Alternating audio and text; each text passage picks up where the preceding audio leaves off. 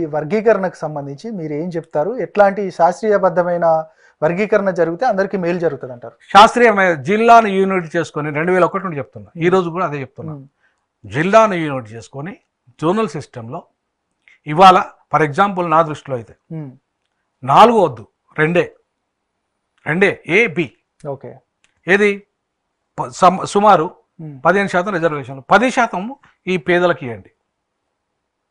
పేదలు ఎవరైతే పేదలు ఉన్నారో, రిక్షా కార్మికులు, మాలలైనా మాదిగలైనా, లేదంటే ఒకవేళ అట్లా కూడా కావాలనుకుంటే సగం 5% మాదిగలు, ఇక్కడైతే తెలంగాణలో అయితే 6% మాదిగలు, 4% మాలలు, ఈ 10% పేదలల్లా. అట్లాగే ఇంకో 5% ఉంది కదా మిడిల్ క్లాస్. మిడిల్ క్లాస్కు 3% ఇచ్చి రిచ్ క్లాస్కు 2% ఇవ్వండి. అట్లాంటి ఏబిసిడి అట్లా చేసినా పర్లేదు. ఉపకులాలు కూడా అందులోనే భాగంగా వస్తాయి సపరేట్గా.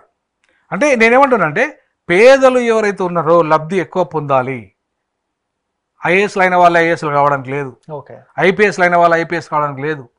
వాళ్ళకి కేవలం 1% ఇవ్వండి. వాళ్ళకు ఎవరైతే ఆ లబ్ధి పొందిన వాళ్ళు ఉన్నారో అట్లాంటి వాళ్ళు, ఎందుకంటే ఇంకా అంటరానితనం ఉంది కాబట్టి, ఇంకా అంటరానితనం ఆ కులాల్లో ఉంది కాబట్టి 1% ఇవ్వండి. మిగతా పేదలకి 10% ఇవ్వండి.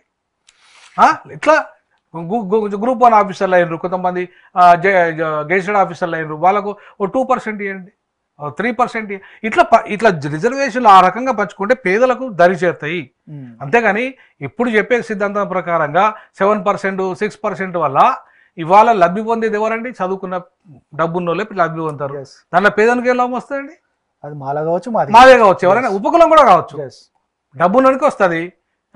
ఇప్పుడు నేను ప్రొఫెసర్ను, మా తమ్ముడు ప్రొఫెసర్ కాదు, వాడు చిన్నగా 10,000కో 12,000కో చిన్న కాంట్రాక్ట్ ఎంప్లాయ్కి పని చేసుకుంటాడు. నా పిల్లలకు వస్తుందా లబ్ధి? వాని పిల్లలకు వస్తుందా? మీ పిల్లలకు సహజంగా వస్తాయి కదా. కాబట్టి ఇవాళ ఒక్క కుటుంబంలోనే ఈ పరిస్థితి ఉంటే మిగతా ఇప్పుడు మొత్తం ఐఏఎస్లు సంపన్నులైన వాళ్ళు, 1000 కోట్లు సంపాదించిన వాళ్ళంతా కూడా ఏ రకమైన లబ్ధి పొందాలండి. కాబట్టి ఇవాళ పేదరికం అనే దాని ప్రాతిపదికన, పేదరికము, వ్యవసాయ కూలీలు, వృత్తికుల వెనుకబాటుతనము ఆధారంగా వాళ్ళని గుర్తించి ఆ రకంగా వాళ్ళకి ఎక్కువ % ఇవ్వగలిగితే రిజర్వేషన్ ఫలాలు వాళ్ళకి లబ్ధి చేకూరుతాయి. అది శాస్త్రీయమవుతుంది. అంతేగాని మాలలు దొంగలు, లేదంటే మాలలు ద్రోవులు, మనవాదులు ఇట్లా రెచ్చగొడితే పరిష్కారం అవుతుంది సమస్య. కూర్చుండబెట్టి అన్నదమ్ములే సమస్య వచ్చింది, కూర్చొని మాట్లాడుకొని ఇవాళ పరిష్కరించుకోవాలి. అగ్రకులాల మనవాదులు, దోపిడిదారులు వాళ్ళు, మనల్ని విభజించి పాలిస్తున్నది వాళ్ళు, మనల్ని అణిచివేస్తున్నది వాళ్ళు, మనల్ని అన్యాయాన్ని గురి చేస్తున్నది వాళ్ళు. మాలైనా మాదిగైనా ఎవరినైనా ఎవరైనా బాగా స్వేచ్ఛగా వస్తుండ్రా? అరే డిప్యూటీ సీఎం అనే స్థాయికి వచ్చినా కూడా కింద కూర్చుంటాడండి. రాష్ట్రపతి కూడా గర్భగుడి దాకా పోకుండా బయట పూజ చేసుకుంటాడండి. ఇలా పోయిందా అంటరానితనం? రైట్ సార్, ఇక సమయాభావం తక్కువ ఉంది మనకి. ఒక రోజు మనం పూర్తిగా దీనిపైనే డిబేట్ పెట్టుకుందాం. ఓకే, మొత్తానికి ఏదైతే రిజర్వేషన్ అంశానికి సంబంధించి ప్రధానంగా మందకృష్ణ అన్నకు నేను వ్యతిరేకం కాదు, మాలలకు నేను వ్యతిరేకం కాదు. నేను అంటరాని కులంలో అంటరాని వాడిని, నా జాతులు అంటరాని 1000 సంవత్సరాలుగా అణచివేత గురవుతున్నాయి, ఈరోజు కూడా అణచివేత గురవుతున్నాయి. ఏ స్థాయిలో ఉన్న లక్షల కోట్ల రూపాయలున్నా కూడా గర్భగుడిలోకి ఎంట్రీ లేదు మా వాడికి.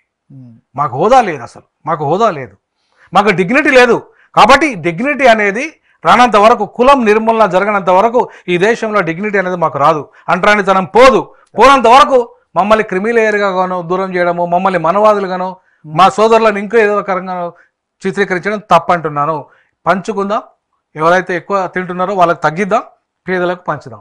రైట్ సార్, ఇక ఏదైతే రిజర్వేషన్ అంశానికి సంబంధించి శాస్త్రీయబద్ధంగా జరగాలి. ఖచ్చితంగా అట్టడుగు అంటే ఏదైతే ఈ వర్గాలలో ఉన్న పేదలకు న్యాయం జరిగినప్పుడే ఈ రిజర్వేషన్కి సంబంధించిన అంశానికి కూడా నిజంగా న్యాయం జరుగుతుంది అనేది కూడా ప్రధానంగా ప్రొఫెసర్ గాలి వినోద్ కుమార్ గారు చెప్పారు.